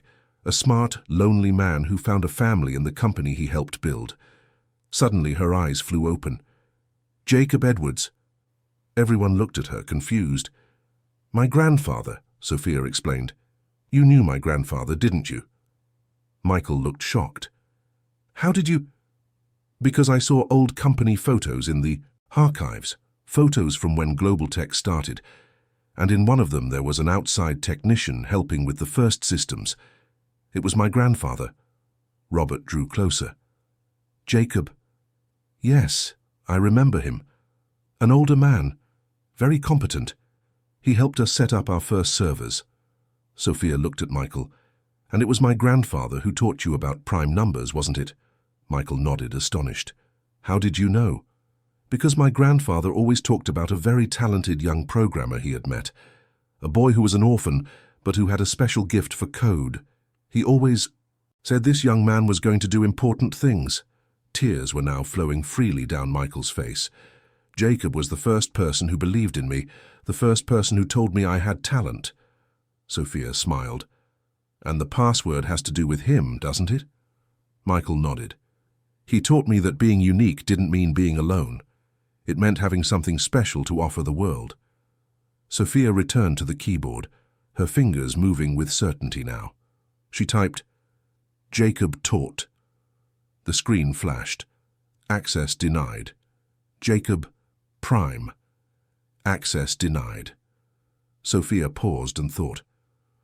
What was the last thing my grandfather said to you? Michael closed his eyes, remembering. He said, Michael, you have the gift of connecting people through technology. Use that gift to build bridges, not walls. Sophia smiled and typed, Connect bridges. The screen flickered once, twice, and then miraculously it appeared. Access authorized. Admin mode active. The silence in the room was broken by a collective sigh of relief. You did it, Robert said. Sophia, you did it. But Sophia didn't seem to relax. We're not done yet. Now I need to disable the virus without activating the logic bomb. On the screen, the virus's control panel appeared. It was frighteningly complex, with dozens of active functions and running timers. Michael, Sophia said, now I really need your help. I need you to explain how to disable this without causing damage. Michael approached the computer, wiping the tears from his face. Sophia, I want to help, but I'm afraid of doing something wrong. You won't, Sophia said with conviction, because this time you're not alone. We're all here. We're your family now. Sophia's words touched something deep in Michael's heart. For the first time in months, he felt part of something bigger than himself. All right, Michael said, placing his hands on the keyboard next to Sophia's small ones. Let's save our company, together. And so, a 12-year-old girl and a 40-year-old man worked side by side, connected by the memory of a wise grandfather who had taught them both the true value of building bridges instead of walls. The virus control panel on the old computer screen was like looking into the brain of a complex and dangerous digital creature. Dozens of lines of code flashed green and red, timers counted down, and progress bars showed the systematic destruction of global text data. Sophia and Michael leaned over the keyboard, their minds working in sync for the first time. It was strange how two such different people, a 12-year-old girl and a 40-year-old man, could connect through the universal language of code. "First, we need to stop the spider," Michael said, pointing to a section of the code. "It's the part that's erasing the data. If we can freeze it, we can at least stop the immediate destruction." Sophia studied the lines of code. "But if we stop it the wrong way?" "We trigger the logic bomb," Michael completed grimly. "And then there's no going back." Robert approached them, trying to understand what was happening on the screen. "How much time do we have?" Sophia checked the timers. "According to the system, the spider will finish its destruction in about 45 minutes. After that, the virus will automatically trigger the logic bomb to clean up the evidence." Helen held her daughter's hand. "Sophia, maybe it's better to call real experts. This is too dangerous for a child." "Mom," Sophia said gently, "there's no time to call anyone. And even if there were, no expert knows this virus like Michael does, and none of them understand it like I do." Klaus Weber watched everything with growing fascination. "Robert, in 40 years of business, I've never seen anything like this. This child might actually save your company." Clara approached the group. "Sophia, what do you need from us?" "I need you to help me understand Michael," Sophia replied, looking at the man beside her. "I need to understand how he thinks, how he solves problems, because the way to disable the virus will follow the same logic he used to create it." Michael took a deep breath. "Sophia, I've always been methodical. I like logical sequences, predictable patterns. When I created the virus, I organized everything in layers that protect each other. Like the layers of an onion," Sophia said, understanding immediately. "If you peel it too fast, it makes you cry. If you peel it too slowly, it rots." "Exactly." Sophia began typing, navigating through the virus's code. "Show me where the protections for the first layer are." Michael pointed to a specific section. "Here, these are the sentinels, small programs that watch for any modification attempts. And if I try to modify something, the sentinels will detect it and trigger the logic bomb." Sophia studied the sentinels' code for a few minutes. It was elegant and cruel at the same time. Michael had truly created a masterpiece of digital sabotage. "But every sentinel has a patrol route," Sophia murmured. "My grandfather taught me that. There are always intervals, always gaps." She began making notes in her notebook, drawing diagrams that showed the movement patterns of the virtual sentinels. To any normal person, it would look like meaningless scribbles, but to Sophia, it was a map of enemy territory. "Here," Sophia said suddenly, "there's a 2.3-second interval between the first layer's sentinel and the seconds. If I can modify the code in that exact interval..." Michael looked at Sophia's calculations. "It's risky. If you miss the timing by even a tenth of a second..." "I won't miss," Sophia said, with a confidence that impressed everyone in the room. Robert drew closer. "Sophia, are you sure about this?" Sophia looked at him with those girlish eyes that saw far more than they should. "Mr. Mitchell, are you sure you want to save your company?" "Of course." "Then trust me, like my grandfather would have trusted me." Robert nodded. There was something in Sophia's voice that inspired confidence, even in the most impossible circumstances. Sophia positioned her fingers over the keyboard and began to count mentally. 3, 2, 1... Her fingers moved like lightning, typing a complex sequence of commands at the exact moment the sentinel was changing its position. The screen flickered. For a terrible moment, everyone held their breath. Then it displayed, "First layer deactivated." A collective sigh of relief echoed through the room. "One victory," Sophia said, but her expression remained serious. 2 layers still to go. Michael looked at Sophia with growing admiration. "How did you time that so precisely?" "My grandfather taught me to count in Computer rhythm, Sophia explained. He used to say that every machine has its own pulse like a heart. If you learn to feel that pulse, you can synchronize with it. Helen shook her head, astonished. Dad was always special, but I never imagined he taught Sophia things like that. He taught me a lot of things, Sophia said, turning her attention back to the code. Now I need to understand the second layer. The second layer of the virus was more complicated. Instead of simple sentinels, it had what Michael called guardians, smarter programs that could learn and adapt to intrusion attempts. This is the real challenge, Michael said. The guardians don't follow fixed patterns, they change their behavior based on what they detect. Sophia studied the guardians' code, fascinated by its complexity. It's like playing chess against an opponent who knows all your moves before you even make them. Exactly. But every chess player has weaknesses, Sophia said thoughtfully. My grandfather taught me chess too, and he always said that the greatest weakness of a smart player is the tendency to overthink. Michael frowned. What do you mean? The Guardians are programmed to detect complex, sophisticated threats. They expect someone to try to hack the system using advanced methods. Sophia opened a new window on the computer and began typing something surprisingly simple. What are you doing? Robert asked. I'm offering the Guardians exactly what they expect, an obvious amateur hacking attempt, something so simple that they'll dismiss it as harmless. On the screen, Sophia typed a sequence of commands that any first-year computer science student would know. It was so basic it was almost embarrassing. The Guardians detected the attempt immediately, analyzed it quickly, and dismissed it as irrelevant. Meanwhile, Sophia was using this distraction to insert her real commands, through a side door that no one would expect to be used. That's brilliant, whispered Klaus Weber. She's using the machine's arrogance against itself. A few minutes later, the screen showed, second layer deactivated. Michael looked at Sophia with something close to veneration. How can a 12-year-old girl think of strategies that took me months to develop? Because I'm not trying to be smarter than you, Sophia answered. I'm trying to understand you.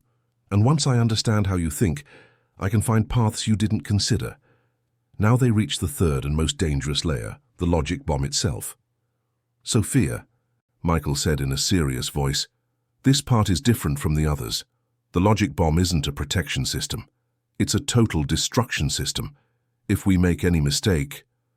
I know, Sophia said calmly, but we're not going to make any mistakes.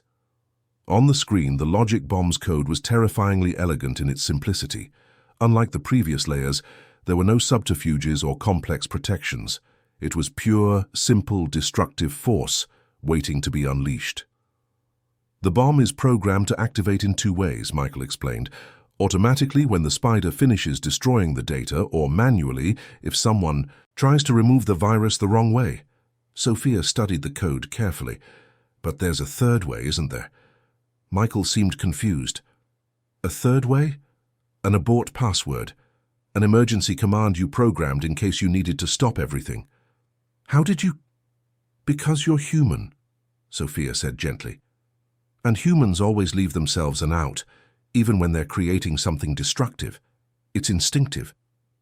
Michael lowered his eyes. There is an abort command, yes, but it's encrypted with a key that only I know, and if anyone tries to break the encryption by force, it triggers the bomb immediately, Sophia smiled. Then it's a good thing I'm not going to try to break it by force. How will you find the key, then? Sophia looked at Michael with that expression that had already become familiar, the expression of someone who could see beyond the surface of things. Because you've already given me the key, Michael. In our conversations, you've told me everything I need to know about who you are. Sophia returned to the computer and began to type. The key isn't a random word or number. It's something that summarizes who you are, what you've learned, how you've changed, she typed. Jacob built bridges. The screen flashed. Access denied. Connect, not destroy. Access denied. Sophia paused and looked at Michael thoughtfully. What did my grandfather represent to you, Michael? Not just as a mentor, but as a person. Michael closed his eyes, remembering. Jacob was he was the first adult who believed in me. When I was young, an orphan with no family, He saw me as a human being who deserved respect and opportunities. And what did that mean to you? It meant that I wasn't alone in the world, that there were good people willing to help without expecting anything in return. Sophia nodded and typed, "I am not alone." The screen flickered for a long moment. Then it displayed, "Abort command accepted. Logic bomb deactivated." The silence that followed was absolute. Everyone in the room stared at the screen as if they couldn't believe what they were seeing. "We did it," Robert whispered. "Sophia, you did it." But Sophia wasn't celebrating yet. "We're not finished. Now I need to reactivate the main systems without damaging the data we managed to save." For the next half hour, Sophia and Michael worked together to carefully restore every system at Global Tech. It was delicate work, like digital surgery, where each command had to be executed in the exact order and at the exact moment. Michael explained the technical complexities, and Sophia translated that into practical actions, using the intuition inherited from her grandfather to navigate the systems as if navigating familiar territory. Gradually, the building's lights began to come back on. The main computers rebooted. The communication systems returned to life. On the 19th floor, the giant screens in the meeting room lit up, once again displaying Global Tech's colorful graphs and impressive numbers. "My God," said Klaus Weber, looking at his own cell phone, which had regained its signal. "You actually did it." Robert couldn't speak. He looked back and forth between Sophia and the screens that showed his company resurrecting like a digital phoenix. Clara approached Sophia with tears in her eyes. "Sophia, you saved not just the company. You saved the jobs of 3,000 people. You saved entire families." Helen hugged her daughter, still trying to process everything that had happened. "Sophia, my daughter, what you did today." "I did what Grandpa would have done," Sophia said simply. "I used knowledge to help people." Michael stepped away from the computer, looking at his own hands as if he didn't recognize them. "Sophia, I don't know how to thank you, not just for saving the systems, but for saving me too." "You saved yourself," Sophia replied. "I just showed you that you had it in you." Robert approached Michael, and for a moment the two men looked at each other in silence. 15 years of friendship and partnership had been nearly destroyed by a misunderstanding and accumulated resentment. "Michael," Robert said finally, "I apologize. I should have realized how you were feeling. I should have been clearer about your plans." "In the merger?" Michael shook his head. "Robert, I'm the one who should apologize. I almost destroyed everything out of hurt pride and paranoia." The two men embraced, and Sophia smiled, seeing that she had reconnected not just computer systems, but human hearts as well. Klaus Weber approached the group. "Robert, Michael, after witnessing what I saw today, I can state that our company definitely wants to proceed with the merger. You have not only advanced technology here, but extraordinary people." Robert looked at Sophia. "Klaus is right, and the most extraordinary person of all is this 12-year-old girl who appeared out of nowhere to save us." Sophia blushed at the praise. "I just did what was right." "No," Robert said firmly. "You did much more than that. And now I want to talk about how to repay you." Sophia looked at her mother, then at Robert. "Mr. Mitchell, you don't have to—" "Yes, I do," Robert interrupted. "During the panic, I said some words that might have seemed like just desperation, but I am a man of my word. I promised $100 million to whoever saved the company, and you saved it." The silence in the room, the silence, was total. Helen turned pale. $100 million, Helen whispered. "Robert, it's exactly what Sophia deserves," Klaus Weber said. "This child saved a company worth billions." Sophia shook her head. "I don't want money." Robert looked surprised. "You don't?" "No, I want something much more important." "What?" Sophia took a deep breath and looked around the room, at all these people who had started the day as strangers and now felt like family. "I want a scholarship to study programming and engineering at the best universities in the world.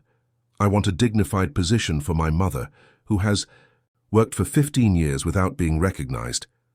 And I want you to create an educational fund for the children of employees like us, people who are invisible to the system, but who support everything with their silent work." Robert looked at the 12-year-old girl who had just turned down $100 million to ask for something much more valuable: opportunities. "Sophia," Robert said with an emotional voice, "you will have all that and more." Klaus Weber stepped forward. "And our European company will be honored to participate in that educational fund. We want to support young talents like Sophia." Helen began to cry, not from sadness, but from a joy so intense it almost hurt. Clara approached Helen.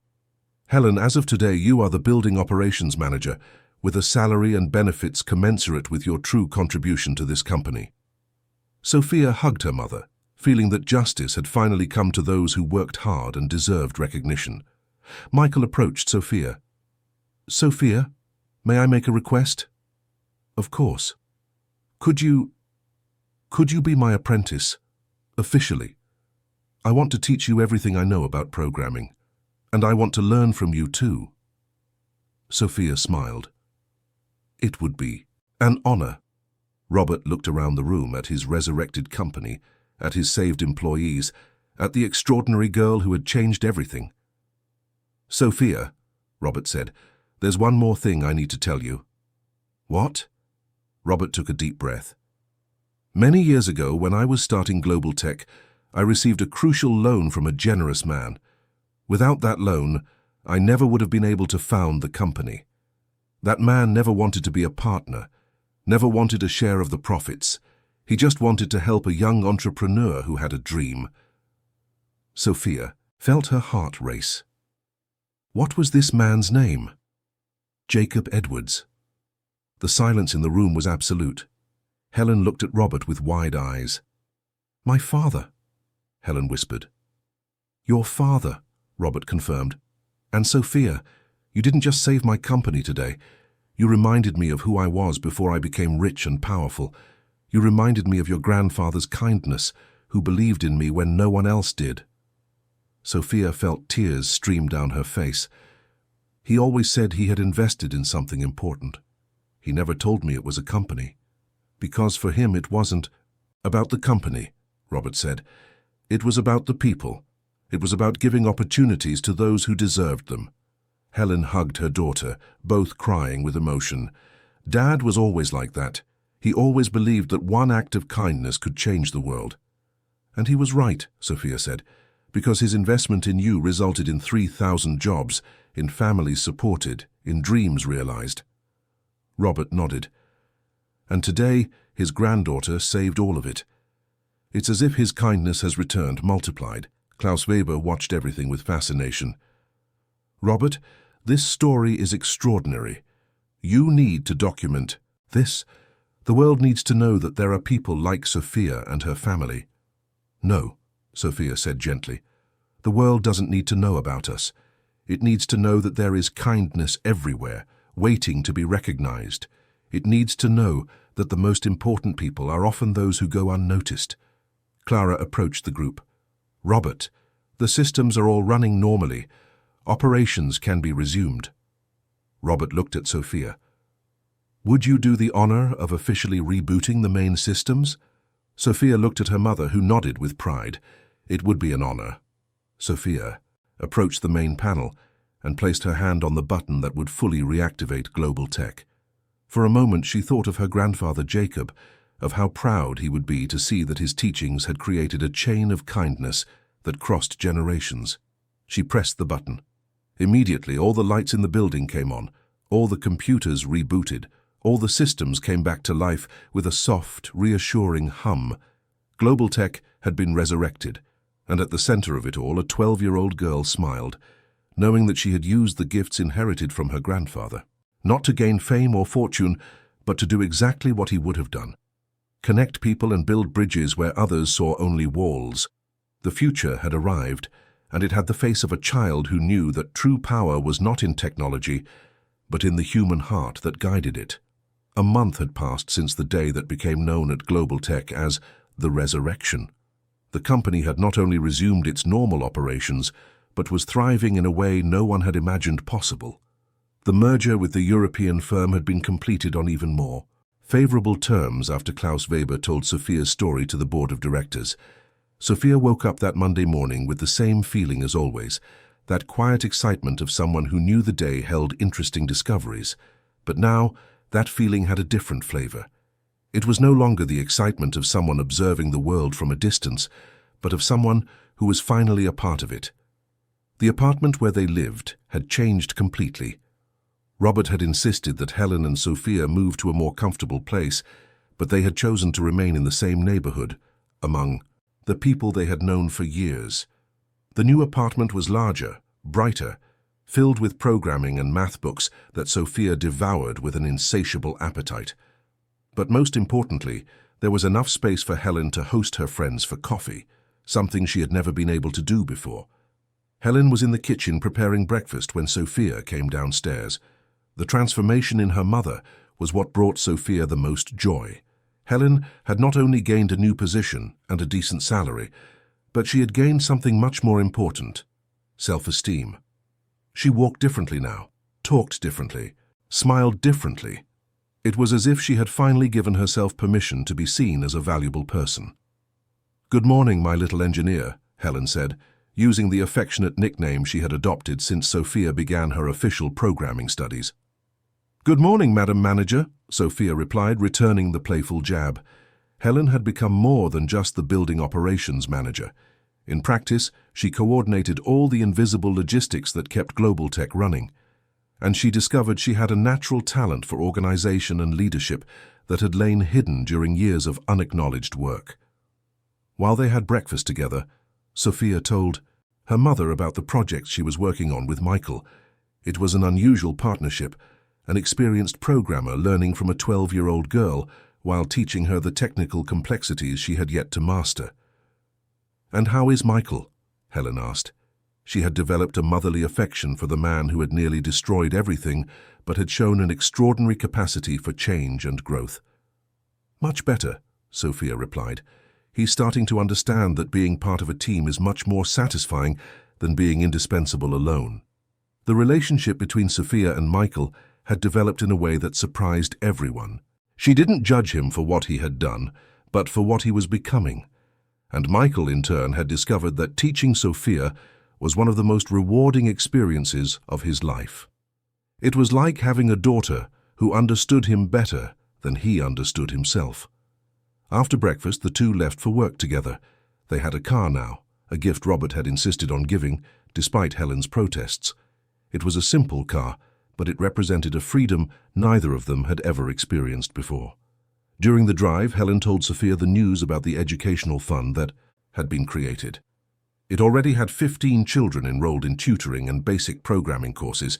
Most were the children of cleaning, security and maintenance staff, children who, like Sophia, had spent years being invisible to the corporate world. "Little Camilla, the daughter of John from security, is doing very well in her math classes," Helen said excitedly. "And Peter, the son of Maria from cleaning, seems to have the same gift as you for understanding computers." Sophia smiled. "It's amazing how many people have hidden talents just waiting to be discovered." When they arrived at Global Tech, the building seemed different. Not physically. It was still the same 20-story building in the center of New York City, but there was something in the atmosphere that had changed. Employees greeted Helen and Sophia with genuine smiles. There was a new respect, an awareness that important people could come from anywhere. Sophia now had her own office, a small space on the 15th floor that she shared with Michael. It was where she spent her mornings, before her private lessons in the afternoon. Robert had hired the best tutors in New York to accelerate Sophia's education, preparing her for the challenges that awaited her. When they got on the elevator, they ran into Robert, who was heading down for a meeting. He greeted the two women with the affection of someone who truly considered them family. "Sophia," Robert said, "I need to talk to you today. The acceptance letters from the universities have arrived." Sophia's heart raced. Over the past few months, Robert had used his connections to apply for Sophia at the best universities in the world: MIT, Stanford, Cambridge, Oxford, places Sophia had only dreamed of seeing. "All of them?" Sophia asked in a tense voice. Robert smiled. "All of them. and all with full scholarships, including housing and expenses. Some even offered special programs for exceptionally young students.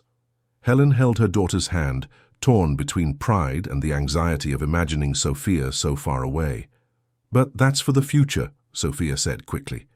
"I still have a lot to learn here." Robert nodded. "Of course. The universities know you're young. They can wait until you feel ready." When they reached the 15th floor, Michael was already in the office, working on a new project. It was a security system that learned and adapted, but, unlike the virus he had created, this one was designed to protect, not to destroy. "Good morning, Professor," Michael said as Sophia entered. It had become an inside joke between them. Technically, Michael was the teacher, but it was often Sophia who solved the most complex problems. "Good morning, student," Sophia replied, continuing the joke. They spent the morning working together on code that would revolutionize global tech's digital security. Sophia had officially become the company's Junior Innovation Consultant, a title created especially for her. It was a part-time job that gave her practical experience while she continued her studies. At 10 o'clock, Clara appeared at the office.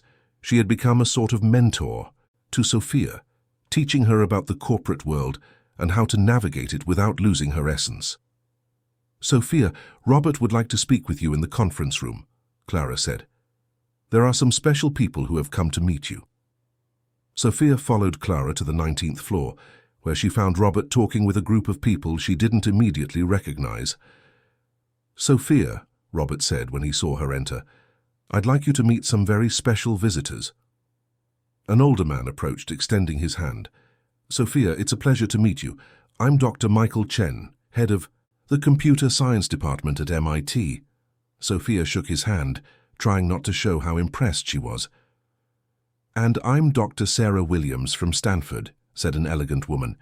"We came in person to talk to you about your future." For the next hour, Sophia spoke with representatives from 5 of the world's top universities. They wanted to meet the girl who had become a legend in the programming world, the child who had saved a company using intuition and knowledge inherited from her grandfather. But what impressed the visitors most was not Sophia's technical skills. It was her maturity, her humility, and especially her clarity about what she wanted to do with her talents. "I don't just want to learn programming," Sophia explained to the university officials. "I want to learn how to use technology to solve real human problems. I want to understand how to connect people, how to create opportunities, how to make a difference." Dr. Chen leaned forward, interested. "And do you have any specific ideas of what you'd like to study?" Sophia thought for a moment. "I want to study artificial intelligence, but not to create machines that replace people. I want to create systems that help people discover their own talents, systems that see potential, where others see only limitations." Sophia's words brought an impressed silence to the room. It was an extraordinarily mature vision for a 12-year-old child. Dr. Williams smiled. "Sophia, you not only have the technical knowledge, you have something much rarer, wisdom on how to use that knowledge." After the visitors left, Robert sat down with Sophia for a private conversation. "Sophia," Robert said, "I need to ask you an important question. Are you happy here? Do you feel like you're growing as you should?" Sophia looked out the window at the city that had become her learning laboratory. "Mr. Mitchell, for the first time in my life, I feel like I'm exactly where I'm supposed to be, but I know that eventually I'll need to go out into the world, not because I want to escape from here, but because I want to bring back things that can help more people like us." Robert nodded, understanding perfectly. "And when do you think you'll be ready?" Sophia thought carefully. "I think when I can teach everything I've learned to other people, when I know that even if I'm far away, there are others here who can continue the work. That could take a few years." "I'm in no hurry," Sophia said with that serenity that had become her trademark. "My grandfather always said that haste is the enemy of perfection." That afternoon, Sophia had her advanced math class with Professor Ribeiro, one of the country's top mathematicians, whom Robert had hired as a private tutor. It was incredible how Sophia absorbed complex concepts with the ease of someone who was simply remembering things she already knew. After class, she met with some of the children from the educational fund.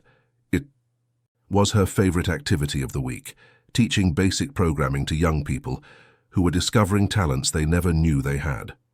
Peter, Maria's son, had proven to be especially talented. At 10, he could already create simple programs that solved complex math problems.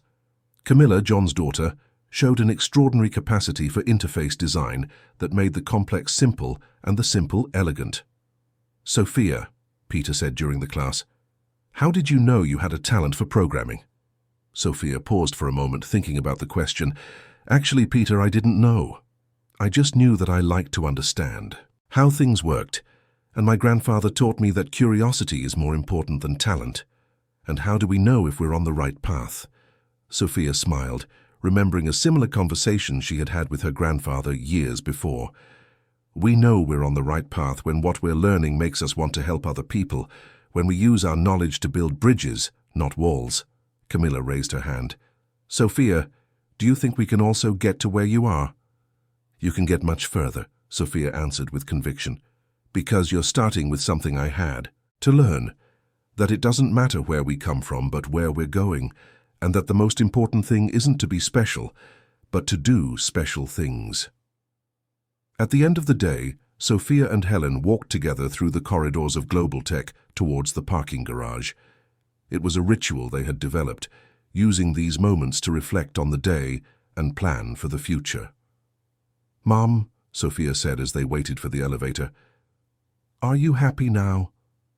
Helen looked at her daughter, at this extraordinary girl who had transformed not only their own lives but the lives of so many others. "Sophia, for 15 years I cleaned these hallways feeling like I was invisible. Now I walk these same hallways knowing that I am seen, respected, valued. But do you know what makes me happiest?" "What?" "Seeing that you have not only found your place in the world, but are helping other people find theirs." On the way home, they stopped at the supermarket where they used to shop when money was counted penny by penny. Now they could buy anything they wanted, but they continued to choose simple products, buying only what was necessary. Some important things about who they were had not changed. Mrs. Conception, the cashier who had known them for years, always made a point of greeting them warmly. "Sophia," Mrs. Conception said as she scanned the items, "my granddaughter is loving the computer classes you teach. She comes home talking about codes and programs, things I don't understand, but I see they make her eyes light up." Sophia smiled. "Send my best to Letitia. She has a lot of talent." "Do you really think so?" "I'm sure of it, and you know why? Because she's not afraid to ask questions, not afraid to try, not afraid to make mistakes. Those are the most important qualities in any area of life." When they got home, they found a surprise waiting for them. Michael was sitting in the living room, talking animatedly with someone Sophia didn't expect to see. It was Klaus Weber, who had returned to the US specifically for a conversation with Sophia. "Sophia," Klaus said, rising to greet her, "I hope you don't mind the intrusion. Michael let me in." "Of course I don't mind," Sophia replied. "It's always a pleasure to see you." Klaus was visibly excited. "Sophia, I have a proposal I'd like to discuss with you and your mother." They sat in the living room, and Klaus explained that the European company wanted to create an innovation center in the US, focused on developing social technologies designed specifically to solve problems in underserved communities. "And we would like you to be the technical director of this center," Klaus said. "Obviously, it would be a gradual role, starting as a consultant and growing as you develop." Sophia looked at Helen, then at Michael, then back at Klaus. "It's an incredible proposal, Mr. Weber, but may I make a counter-proposal?" "Of course. Instead of hiring me as the technical director, hire the team I'm building, Peter, Camilla, and other children who are discovering their talents. Create a program where young people from underserved communities can develop technologies for their own communities." Klaus looked surprised. "You mean a sort of youth incubator?" "Exactly. And I can be a mentor, a coordinator, a bridge between the center and these communities. But I want them to be the protagonists, not just beneficiaries." Michael smiled, once again recognizing the extraordinary wisdom of his young partner. Helen held her daughter's hand, proud to see that success had not changed Sophia's generous heart. Klaus was silent for a moment, processing the proposal. Then he smiled broadly. "Sophia, you have just turned a good idea into a revolutionary one." That night, after the visitors had left, Sophia and Helen sat on the sofa to watch television together. It was a simple, everyday moment, but Sophia realized how precious these moments had become. "Mom," Sophia said, resting her head on Helen's shoulder, "can I ask you a question?" "Always." "Do you think Grandpa would be proud of what we've done?" Helen kissed her daughter's head. "Sophia, your grandfather always said that a person's greatest wealth is not what they accumulate, but what they plant. And look how many seeds you've planted in just 1 month." Sophia thought of the children who were learning to program, the employees who were now recognized, the company that had become more human, the universities that were creating special programs for young talents. "Sometimes I'm scared," Sophia confessed. "Scared that I won't be able to live up to the expectations people have of me." Helen hugged her daughter tighter. "Sophia, do you know what the most important lesson your grandfather taught me was?" "What?" "That we shouldn't try to be special for other people. We should be useful. And you, my daughter, are the most useful person I know."